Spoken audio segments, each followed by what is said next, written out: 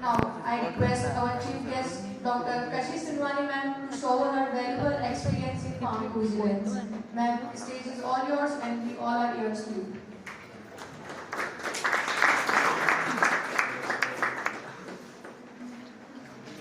First of all, before starting pharmacovigilance, I really want to know from anybody amongst you कि ADR, adverse drug reaction और side effect में क्या difference होता है?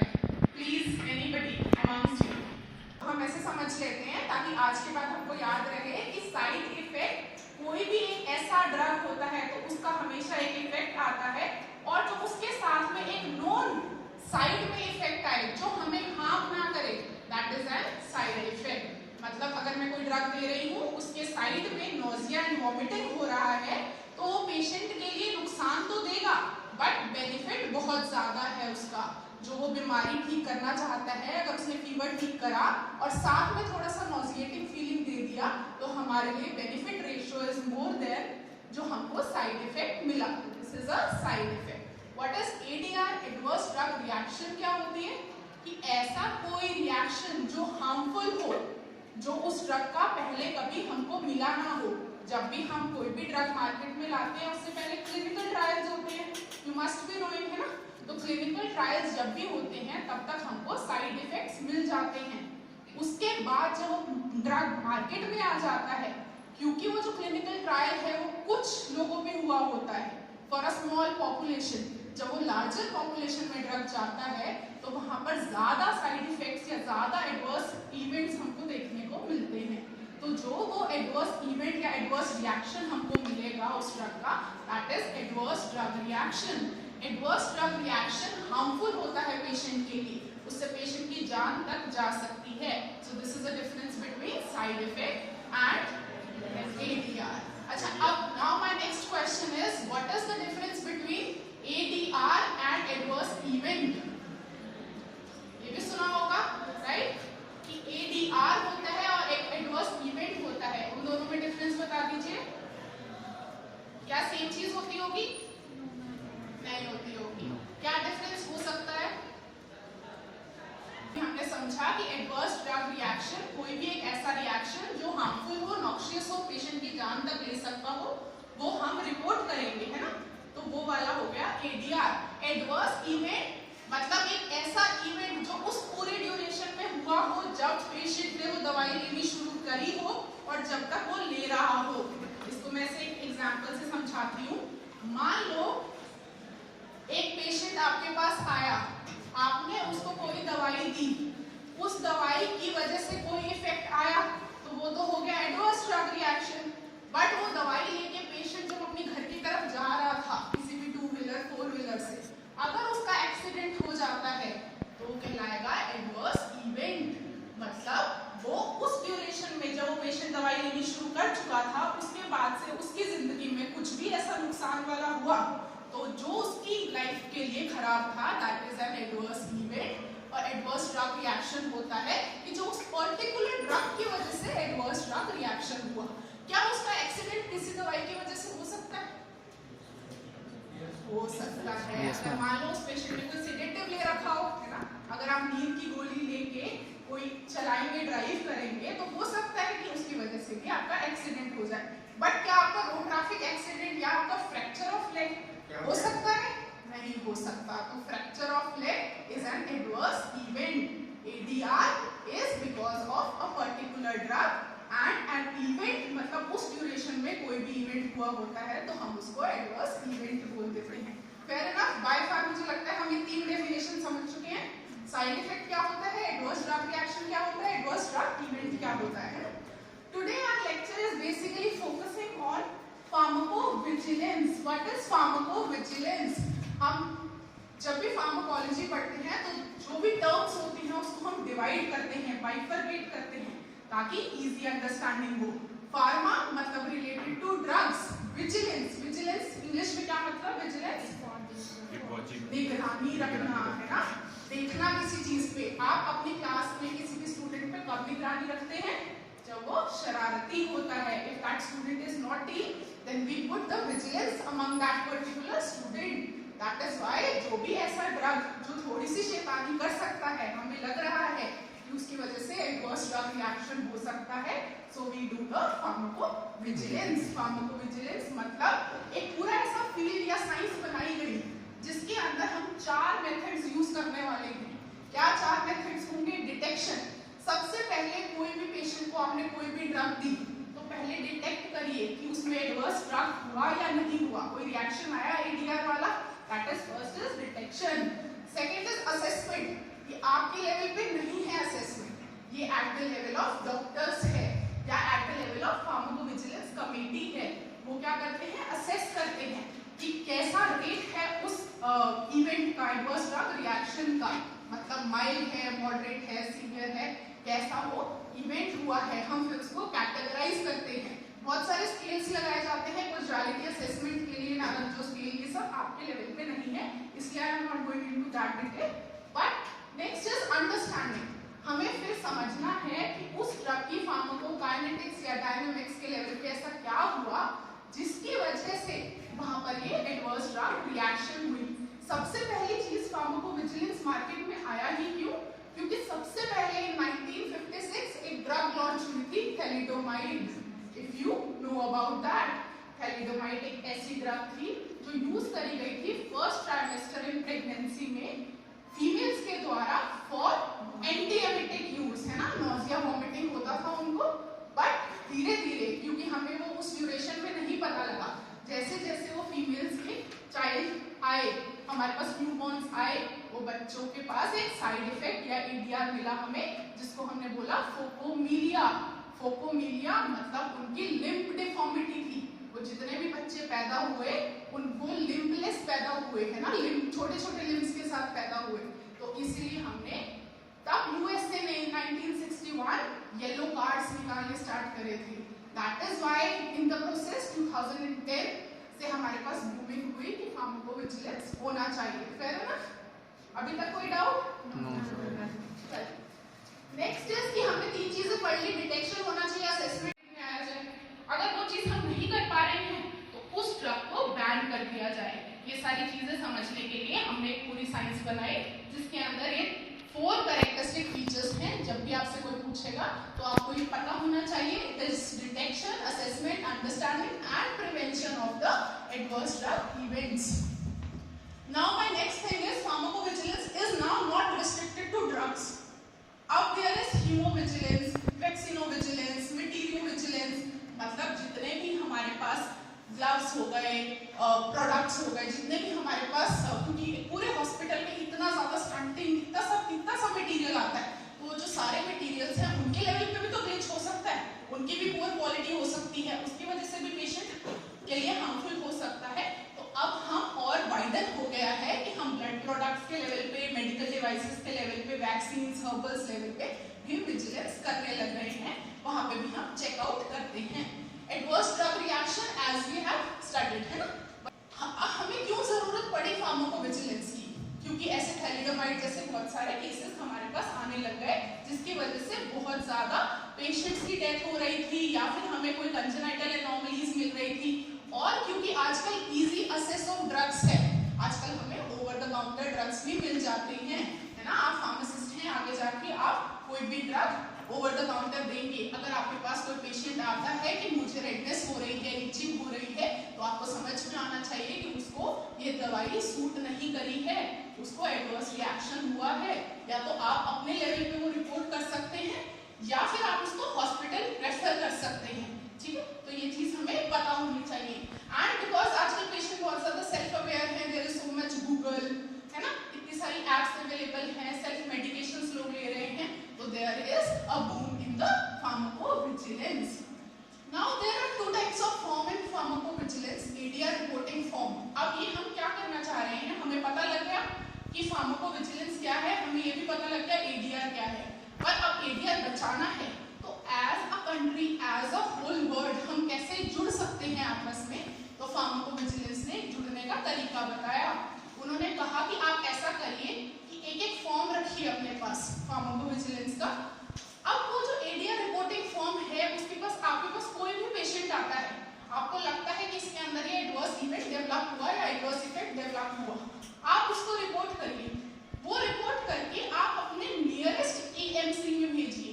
AMC क्या मतलब, एडीआर मॉनिटरिंग सेंटर, जो कि एमजीएम मेडिकल कॉलेज है, ठीक है, one amongst the ADR monitoring centre जो आपके लिए नियरेस्ट है इंदौर में। तो आप वहां पर हमें वो फॉर्म्स भेजिए। वहां पर हमारे पास एक पर्सनल होता है जो फार्माकोविजिलेंस का पर्सन होता है, उसके पास एक कंप्यूटर सेटअप होता है जो फार्माकोविजिलेंस का डाटा इकट्ठा करता है। जो भी ऑनलाइन डॉक्यूमेंटेशन हो रहा है that is through the database system which is called VigiFlow. अब वो जो सारा डाटा इकट्ठा होगा, तो आपने क्या करा, आप इंदौर के हैं, आपने मेरे पास 15-20 फॉर्म्स भेज दिए है, इस सेंटर से आपने मेरे को 20 फॉर्म्स भेजे। हम ऐसे ऐसे दूसरे सेंटर्स पे जाएंगे तो टोटल कम्युलेटिव हमारे पास महीने भर के बाद मान लो 1000 फॉर्म्स हो गए, है ना, वी गेट 1000 फॉर्म्स। हम क्या करते हैं, अपने इंस्टीट्यूट से इन फॉर्म्स को आगे भेजते हैं। कहाँ आगे भेजेंगे, मेन जो सेंटर है that is IPC Ghaziabad. India में कहाँ इकट्ठा होता है, that is the national centre which is IPC Ghaziabad. अब जो गाजियाबाद है वो सारे इंडिया से आएंगे, ऐसे इंडिया से फॉर्म, फिर वो क्या करता है, ये क्यूमुलेटिव डाटा वो WHO को भेजता है। वो कहाँ भेजेगा, स्वीडन भेजेगा। तो उपसला सेंटर जो मेन सेंटर है वो स्वीडन जाएगा। वहाँ इतने सारे बड़े WHO प्रोफेशनल्स और जितने भी लोग हैं वो कंबाइन होकर एक फाइनल असेसमेंट निकालते हैं कि ये वाला जो ड्रग है this is very very harmful for the patients. अगर वो बहुत ज्यादा हार्मफुल है वो उस ड्रग को बैन कर देते हैं।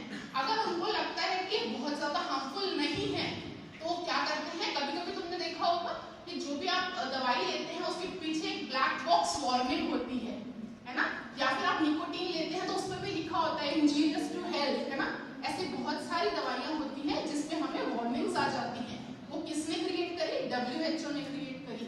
क्यों क्रिएट करी, क्योंकि हमें फाइनली पता लगा इस चीज का कि ये सारे एडवर्स इवेंट्स हुए पिछले साल भर में इस दवाई की वजह से, right. So this is by far जो हमें पता होना चाहिए। The next form is serious and non serious AEFI। ऐसे ही जो एडवर्स इवेंट्स होते हैं वो आफ्टर इम्यूनाइजेशन भी होते हैं। जब भी आप इम्यूनाइजेशन करते हैं, जैसे अभी कोविड का हुआ था, तो post covid there was AEFI forms which were getting filled. Otherwise हम जो सारे ड्रग्स के लिए फॉर्म भरते हैं that is suspected ADR reporting. Next question ये है कि ये तो हमें पता लग गया, पर रिपोर्ट कर कौन सकता है, तो रिपोर्ट या तो डॉक्टर के लेवल पे कर सकते हो, या नर्सिंग स्टाफ, या जितने भी मेडिकल प्रोफेशनल्स हैं, या आप लोग फार्मासिस्ट, डेंटिस्ट, या पेशेंट इटसेल्फ भी कर सकता है। अब इसमें डिफरेंस क्या है कि जो आपका फॉर्म है और उनका फॉर्म है, जो हमारा फॉर्म होता है जो हम भरते हैं एज मेडिकोस या जितने भी आप लोग हो, वो हम रेड कलर का फॉर्म भरते हैं, और जो पेशेंट खुद से भर सकता है that is a blue coloured form, ठीक है। वो जो ब्लू कलर्ड फॉर्म होता है, अच्छा वो पेशेंट अगर पढ़ा लिखा नहीं हुआ, या उसको सिर्फ हिंदी समझ में आती हुई तो, या वो सिर्फ तेलुगु समझता हुआ तो हमारे पास 7 रीजनल लैंग्वेजेस में डिफरेंट फॉर्म्स अवेलेबल हैं, ताकि अगर पेशेंट के लेवल पे उसको लगता है कि मेरा घर का इंसान कोई बीमार हुआ इस ड्रग की वजह से, तो वो खुद भी रिपोर्ट कर सकता है, और उसको जो सी लैंग्वेज समझ में आती है वो लैंग्वेज का फॉर्म लेके वो भर सकता है, ठीक है। Now I want to tell about कि हमारे पास जो सेंटर है AMC का, वो हमारे ही इंस्टीट्यूशन में डिपार्टमेंट ऑफ फार्माकोलॉजी में है। एक चीज और जो बहुत कंफ्यूजन रहता है कि रिपोर्ट क्या चीज करनी है। हमको कोई भी सीरियस नॉन सीरियस हर तरीके का ADR रिपोर्ट कर सकते हैं। ऐसा नहीं है कि सिर्फ सीरियस होगा, जब तक उसकी डेथ नहीं होगी, जब तक कोई पेशेंट को टेरेटोजेनिक इफेक्ट नहीं होगा तब तक रिपोर्ट नहीं करेंगे। आप कोई भी इवेंट रिपोर्ट कर सकते हैं। क्या आप नॉन एडीआर रिपोर्ट कर सकते हैं? यस। आपको पता है कि इसकी वजह से, मान लो मैंने वैंकोमैसिन का इंजेक्शन दिया एंड वैंकोमैसिन की वजह से क्या होता है, पूरी बॉडी पेशेंट की रेड हो जाती है, जिनको वो सूट नहीं करता। उसको बहुत फेमस क्लिनिकली बोला जाता है रेडमैन सिंड्रोम। तो जो रेडमैन सिंड्रोम है ये तो फेमस है, ये तो पता भी है, पर इसका ये मतलब नहीं है ना कि आप रिपोर्ट नहीं करेंगे।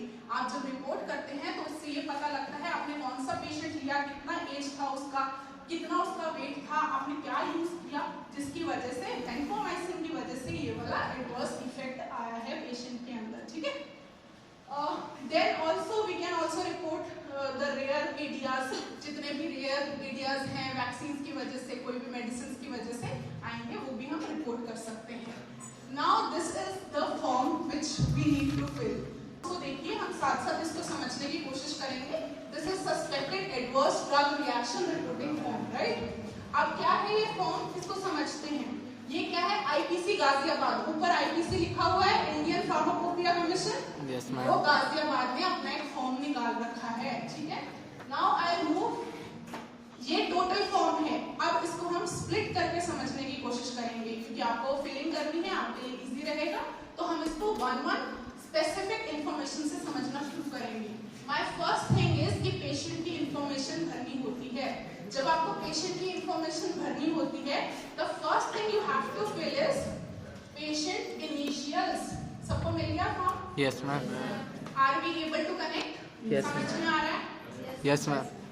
तो first my thing is patient initials. Patient initials means मेरा नाम कशिश सिंधवानी है, मैं एक पेशेंट हूं, तो मैं अपना नाम कशिश सिंधवानी नहीं लिखूंगी फॉर्म पे, मैं K.S. लिखूंगी। That is my initials. K and S is my initials, है ना। तो आपका जो नाम है उसका फर्स्ट लेटर, जो आपका सरनेम है उसका first letter, that becomes your initials. तो आप ये क्यों कर रहे हैं? कॉन्फिडेंशियलिटी मेंटेन करने के लिए। आउट नहीं कर सकते हम अपनी जितनी भी इंफॉर्मेशन है उसको, हमें पेशेंट के लेवल पे भी उसको भी सेफ साइड रखना है, हमको भी सेफ साइड रखना है, और इंफॉर्मेशन भी देनी है हमें। तो हम क्या करते हैं, सिर्फ इनिशियल्स रिकॉर्ड करते हैं। As at the time of event और डेट ऑफ बर्थ, या तो आप उसका डेट ऑफ बर्थ दे दीजिए 1994, 1986 व्हाटएवर, है ना, जो भी 20, 30 व्हाटएवर रिलेटेड टू अस, या फिर जो भी उस टाइम पे एज हुई उसकी, मतलब 19 इयर्स 2 मंथ्स 1 डे व्हाटएवर, है ना। दो तरीके से आप इसमें एज लिख सकते हैं। सेक्स मेल है फीमेल है, क्योंकि कुछ चीजें फीमेल में प्रोमिनेंट होती हैं, कुछ मेल्स में प्रोमिनेंट होती हैं, ऐसे कर सकते हैं। या कोई अदर कैटेगरी में बिलोंग कर रहे हैं वो भी आप मेंशन करिएगा। वेट क्यों जानना जरूरी है? पीडियाट्रिक पेशेंट के लिए, है ना। बच्चों में डोजिंग फॉर्म अलग होती है, बड़ों में डोजिंग फॉर्म अलग होती है। तो कुछ जो मेडिसिन है वो अकॉर्डिंग टू वेट दी जाती हैं, जैसे ट्यूबरकुलोसिस, टीबी की बहुत सारी जो दवाइयां हैं वो अकॉर्डिंग टू वेट दी जाती हैं, तो हमें अकॉर्डिंग टू वेट पता होना चाहिए। Now my second column is suspected adverse reaction. हमें ये बताना है कि ये रिएक्शन स्टार्ट कब हुई। मान लो आपने किसी पेशेंट को कोई दवाई दी, उसी दिन उसको एडवर्स रिएक्शन हो गया, बट वो आपके पास उसी दिन नहीं आया, वो आपके पास नेक्स्ट डे आया। I am just supposing and I am giving you an example कि अगर वो आपके पास नेक्स्ट डे आया तो हम क्या डेट डालेंगे? इफ सपोजिंगली टुडे इज क्या डेट है आज? 12। कल मैंने किसी पेशेंट को दवाई दी, आज उसको रिएक्शन नहीं हुआ, उसको कल हो गया, बट वो रिपोर्ट करने आज आया, तो हम अपने फॉर्म में क्या डेट डालेंगे? आज कल की रिएक्शन तो कल डेवलप हुआ ना। So we have to be very very vigilant when we are filling the form, हम कौन सी डेट डाल रहे हैं, right. My next thing is date of recovery, कब वो ठीक हुआ, उसका जो भी एडवर्स रिएक्शन आया, एलर्जी हुई व्हाटएवर, कोई भी साइड इफेक्ट जो भी आपको मिला उसमें, वो कब ठीक हुआ। हो सकता है कि वो आपने जब रिपोर्ट करा तब तक ठीक ही ना हो, अभी ऑनगोइंग हो। जब ऑनगोइंग हो रिकवरी तो हम कंटिन्यू लिख देते हैं कि पेशेंट इज स्टिल कंटिन्यूअस। अगर आपको लगता है कि 17 तारीख तक ठीक हो गया वो पेशेंट, तो आप 17 की डेट डालिए। चले ना, मैं क्लियर कर रही हूँ कुछ पॉइंट्स जो तुम्हारे डाउट रहेंगे कि अगर आपके पास वो कंटिन्यूएशन में है तो अभी आप कंटिन्यूएशन ही लिखेंगे, है ना, ताकि हम बिल्कुल श्योर डाटा भेजें। फिर आप मुझे डिस्क्राइब करेंगे कि क्या रिएक्शन या क्या प्रॉब्लम हुई, कि मैंने ये वाला इंजेक्शन, मान लो मैंने इंजेक्शन फेंटॉन लिया, उसकी वजह से मुझे नोजिया वोमिटिंग हुई, या ये एलर्जिक रिएक्शन रिएक्शन हुआ या हाइपरसेंसिटिविटी हुई, व्हाटएवर योर थिंग इज, आप उसका पूरा डोजेज फॉर्म सब चीजें बताएंगे और वो सारी चीजें लिख के इस पर्टिकुलर पैराग्राफ में फिल करेंगे, ठीक है। My next thing is suspected medication. आपके पास ऐसा भी हो सकता है कि जरूरी नहीं है ना कि सिर्फ पैरासीटामोल आपने दिया हो और पैरासीटामोल की वजह से रिएक्शन हुई हो, आपने एक साथ में एंटीबायोटिक भी दिया हो सकता है, एंटीएमिटिक भी दिया हो सकता है ना, कोई भी बीमारी हो सकती है, उसमें हम कभी कभी कॉम्बिनेशन ऑफ मेडिसिन भी देते हैं। जब आप कॉम्बिनेशन ऑफ मेडिसिन देते हैं तो उसमें से जब आपकी जितनी प्रीवियस नॉलेज है और जितनी अंडरस्टैंडिंग है, आपको पता है कि पैरासीटामोल ऐसा एडवर्स रिएक्शन नहीं करा सकता या फिर एंटीएमिटिक ऐसा रिएक्शन नहीं करा सकता, बट कोई एंटीबायोटिक ऐसा रिएक्शन करा सकता है, तो आप स्पेसिफाई करेंगे कि मुझे ऐसा लग रहा है कि ये वाली मेडिकेशन की वजह से साइड इफेक्ट हुआ, that is my suspected medication, है ना, मैंने ये सस्पेक्ट करा कि ये वाली मेडिकेशन हो सकती है। अब आप इसमें नेम दे देंगे, सबसे सिंपल ऐसे ले लेते हैं, Dolo 650, that is a brand name, वो क्या है, एंटीपायरेटिक है, उसमें क्या कॉम्बिनेशन है, पैरासीटामोल 650, तो पैरासीटामोल क्या हुआ, जेनरिक हुआ, आपने ब्रांडेड क्या लिखा, डोलो लिखा, आप क्रोसिन लिख सकते थे, आप कैलपॉल लिख सकते थे, जो भी ब्रांड आपको मिला उस पेशेंट के अंदर, ठीक है। Now the next thing is manufacturer. अगर आपको पता है कि अगर आपके पास वो पेशेंट, पहली बात तो पेशेंट के पास वो मेडिकेशन नहीं होंगी, वो जस्ट आपके पास आ जाएगा। अगर आप फार्मेसी में हैं या आपके पास आपकी शॉप में वो वाला पत्ता अवेलेबल है, आप मैन्युफैक्चरर बता सकते हैं, and it is very well and good. अगर आप नहीं बता सकते then also there is no problem, batch number भी आपके लिए कोई प्रॉब्लम नहीं है। एक्सपायरी डेट भी अगर पता है तो आप बताइए, उस पेशेंट को बोलिए अपने वाला पत्ता लाइए और उस पर जो एक्सपायरी अगर लिखी होगी तो आप वो वाली लिख सकते हैं। डोज कितनी यूज की गई, कितना अमाउंट में डोज दिया गया, वो आपको बताना है, कौन से रूट से दिया गया, आईएम दिया गया, ओरल दिया गया, पैरेंटल दिया गया, ये सब आपको बताना है। फ्रीक्वेंसी कितनी दी गई, वंस डेली दिया गया, ट्वाइस डेली दिया गया, डीडीएम टीडीएस दिया गया, थ्राइस डेली दिया गया, 4 बार दिया गया, कैसे दिया गया, कितनी बार दिया गया, कितने डोज में दिया गया, ये सब हमको स्पेसिफाई करना है। किस डेट को स्टार्ट की गई थी थेरेपी स्पेसिफिकली, मान लो रिएक्शन तो कल डेवलप हुआ, थेरेपी आज स्टार्ट हुई, तो आज की डेट पे थेरेपी स्टार्ट हुई। किस डेट पे स्टॉप हुई, 17 को स्टॉप हुई। इंडिकेशन, किस लिए ये दवाई दी जा रही थी, इन जनरल भी मान लो मैंने एजिथ्रोमाइसिन दी हुई थी एलर्जिक रिएक्शंस को ठीक करने के लिए, मुझे यूआरटीआई हो रखा था, तो हमने ये बताना है कि हम यूआरटीआई की वजह से रेस्पिरेटरी ट्रैक इन्फेक्शन था, वो एजिथ्रो दे रहे थे, उसकी वजह से हमें ये वाला साइड इफेक्ट पेशेंट में देखने को मिला, ठीक है। Now my next thing is casualty assessment, that is not at your level, आप हमारी तरफ एएमसी की तरफ भेजिए, ये हमारा काम है कि हम कैजुअलिटी असेसमेंट करते हैं, mild, moderate, severe, probable, possible, ये सारे नाम जो scale, there are different scales WHO का स्केल, जिससे हम बताएंगे कि कितना सीवियर ये रिएक्शन है, तो ये आप क्लासिफाई मत करिए, ये कॉलम आप छोड़ सकते हैं। सस्पेक्टेड मेडिकेशन, फिर हम मेडिकेशन बताएंगे, मेडिकेशन कितनी भी हो सकती है, जितनी अब तक चल रही थी, 1 2 3 जितनी भी चल रही थी आप सारी मेंशन करेंगे।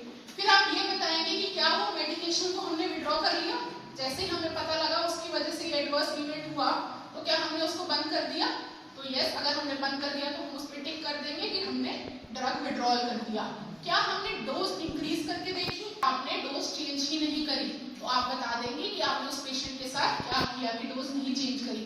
नॉट एप्लीकेबल किन पेशेंट्स के लिए रहेगा, जिनके अंदर सिंगल डोज थेरेपी है, आपने एक ही गोली दी, एक ही टाइम देनी थी, तो अब तो हम नहीं बता सकते डोज का, तो जिनमें कॉन्टिन्यूस 3-5 डेज ट्रीटमेंट है उसी में तो आप डोज रिडक्शन या फिर इंक्रीज कर सकते हो ना, तो जिसके अंदर नॉन एप्लीकेबल है वो बता देंगे।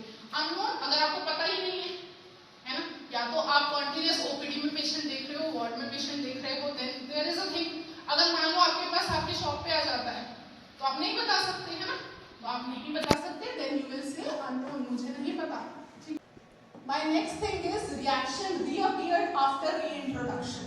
अच्छा, there is a thing called rechallenge, dechallenge, but मुझे नहीं लगता वो आपके लेवल पे समझने की जरूरत है। इतनी बात समझो सिर्फ कि हम इंटेंशनली कभी ऐसा नहीं करते हैं कि हम कोई भी दवाई जिसकी वजह से एडवर्स इवेंट आया हुआ हो उसको दोबारा देके देखें, बट ऐसा जरूर हो सकता है कि एक पेशेंट को 5 साल पहले सेफ्ट्राक्सोन या फिर किसी भी दवाई से रिएक्शन या एलर्जी हुई हो और वो भूल गया हो और उसको रिपोर्ट्स गुम हो गई हो, विच इज वेरी कॉमन, वो किसी नेक्स्ट हॉस्पिटल में कभी दोबारा जाता है और फिर दोबारा से वो दवाई दी जाती है सेफ्ट्राक्सोन का इंजेक्शन, तो सेम एलर्जी अगर इंट्रोड्यूस हो जाती है तो यहाँ पर रीइंट्रोडक्शन हो गया। ये नहीं करना आपको कि मेरे पास पेशेंट उसी समय अवेलेबल है और मैंने उसकी डोज बढ़ा के देखी, उसके लिए पेशेंट की जान भी जा सकती है, वो हम अफोर्ड नहीं कर सकते। जस्ट फॉर आवर नॉलेज है ना, ये चीज हम नहीं करेंगे। हम क्या करेंगे, सिर्फ रीइंट्रोडक्शन तब पॉसिबल है जब अगर पेशेंट भूल गया है या 2-3 साल के बाद कोई इवेंट ऐसा हुआ है और आपने वो दोबारा से दवाई देके देखी है, ठीक है। अगर हुआ है, आप में रिएक्शन रीअपीयर हुई है तो बता दीजिए यस, अगर नहीं, अगर अननोन इफेक्ट है तो बता दीजिए, ये सब आप बता सकते हैं। Now the next thing is, ऐसा जरूरी नहीं है हम हमारी एज के अंदर there are no comorbid conditions, है ना, अभी हमारी ऐसी एज नहीं है जिसमें हमको हाइपरटेंशन, डायबिटीज या कुछ हो, बट इन एल्डरली पेशेंट्स जो प्लस 40s हो जाते हैं, usually they have other diseases, है ना। आपकी फैमिली में भी ऐसा जरूर होगा कि कोई हाइपरटेंसिव होगा, कोई डायबिटिक होगा या कोई किसी को थायराइड की मेडिकेशन चल रही होगी, तो आपको वो सारी मेडिकेशंस भी बतानी है। या कुछ जो पेशेंट्स विलेजेस को बिलोंग करते हैं या कहीं जिनका ट्रेडिशन चल रहा होता है, वो हर्बल मेडिकेशंस की तरफ बहुत इंटू होते हैं, आयुर्वेदा की तरफ इंटू होते हैं, तो साथ में एलोपैथिक मेडिकेशन के साथ में अपना हर्बल ट्रीटमेंट भी ले रहे होते हैं, तो आपको वो सारे ड्रग्स भी इसमें बताने हैं कि कौन कौन से ड्रग इसके अलावा चल रहे हैं, उसका ब्रांड नेम, जेनरिक नेम, कौन सा डोज दिया गया, क्या रूट दिया गया, क्या फ्रीक्वेंसी, कब शुरू करा गया, कब रोका गया और किस इंडिकेशन के लिए वो पेशेंट ये ले रहा था। तो ये सारी चीजें हम साथ में मेंशन करेंगे। अगर आपके पास ऐसी कोई डिटेल अवेलेबल है जिसके अंदर कोई रेलेवेंट टेस्ट कराए गए हैं या लैब के टेस्ट अवेलेबल हो, मान लो कि किसी पेशेंट को आपने कोई दवाई दी, उसका सीबीसी डिरेंज हो गया या लिवर फंक्शन टेस्ट डिरेंज हो गया, कुछ एंजाइम्स बढ़ी हुई आ गई, तो आप यहाँ पर मेंशन कर देंगे। अगर आपके पास ये अवेलेबल नहीं है तो आप NA कर सकते हैं, not applicable for this particular form और दिस पर्टिकुलर पेशेंट, तो आप NA करके छोड़ देंगे। रेलेवेंट मेडिकेशन और मेडिकल हिस्ट्री, अगर पेशेंट को एलर्जीज या फिर कोई और स्मोकिंग या कुछ चीजों पे है जो क्रॉनिक है, तो आप वो भी मेंशन कर सकते हैं कि he is a chronic alcoholic, chronic smoker, anything. Now my next thing is seriousness of the reaction. जब आपके पास पेशेंट आया और जब आपने ट्रीट करा तो कितना सीरियस था, क्या उसके लिए वो जो रिएक्शन डेवलप हुआ वो जानलेवा था, तो लाइफ थ्रेटनिंग। अगर उसकी वजह से उसकी डेथ हो गई तो you will mention death and जो भी डेट पे उसकी डेथ हुई है आप मेंशन करेंगे। हॉस्पिटलाइजेशन करने की जरूरत तो नहीं पड़ेगी, इतना सीवियर रिएक्शन था, मान लो वैंकोमाइसिन की वजह से रेडमैन सिंड्रोम हुआ तो घर पे ठीक नहीं होगा, वैसे वैंकोमाइसिन इंजेक्टेबल लगता है तो पेशेंट ऑलरेडी हॉस्पिटलाइज्ड है, तो आप मेंशन करेंगे हॉस्पिटलाइज्ड। कोई डिसेबिलिटी तो नहीं हो गई, कंजेनाइटल एनोमली, जैसे थैलिडोमाइड के केस में कंजेनाइटल एनोमली हो रही थी, हमने और क्या क्या कोई भी डैमेज किस लेवल पे हुआ या अदर देन दिस, जो भी एक डॉक्टर को स्पेसिफिकली लगता है या आपको लगता है कि इसकी यूजुअल लाइफ में हैम्परिंग आई है, तो आप मेंशन कर सकते हैं। आउटकम्स क्या हो सकते हैं, आउटकम कुछ भी हो सकते हैं, या तो वो रिकवर हो गया उस ड्यूरेशन में, या वो अभी रिकवरी में चल रहा है, अभी वो रिकवर नहीं हुआ पेशेंट, वो उसमें एडवर्स इवेंट जब तक आपने रिपोर्ट किया तब तक वो अंडर रिकवरी चल रहा है।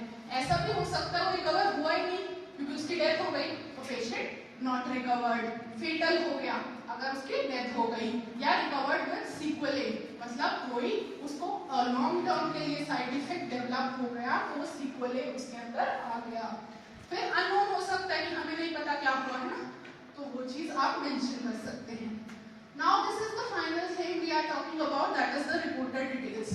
अगर आपको थोड़ा सा भी कंफ्यूजन लगता है कि मैं अपना we have that hesitation ना कि अगर हम ADR रिपोर्ट करेंगे तो हम फंस जाएंगे, तो there is nothing like that. You need to be very very confident कि आपको इसमें घबराने की कोई जरूरत नहीं है। Still if you have anything regarding that, तो आप क्या कर सकते हैं, आप ऊपर की सारी डिटेल्स भर दीजिए, रिपोर्टेड डिटेल्स हम पे छोड़ दीजिए। We will refer our name कि हमने ये ढूंढा, हमको ऐसा मिला किसी की रेफरेंस के थ्रू और ऐसा ऐसा डेवलप हुआ, तो रिपोर्टेड डिटेल के अंदर ही आप अपना नेम डालेंगे, एड्रेस डालेंगे, जो आपका नेम और एड्रेस होगा वो भी कॉन्फिडेंशियल रहेगा, तो आप फंस नहीं सकते। Confidentiality is maintain for the patient details as well as जिसने रिपोर्ट करा उसकी डिटेल्स में भी कॉन्फिडेंशियलिटी रहती है।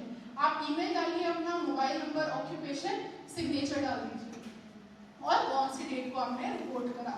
This is how we finally conclude कि आपको एक ADR फॉर्म कैसे भरना होता है।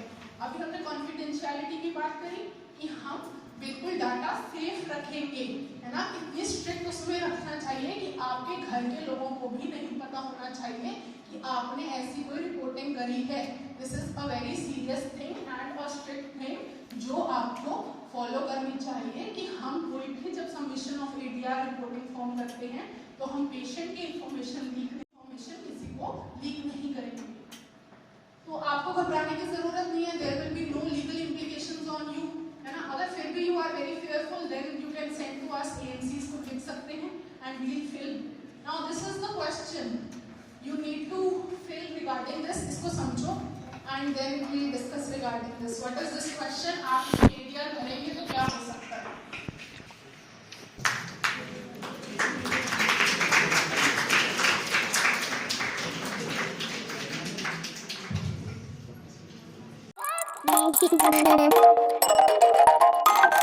Thank you.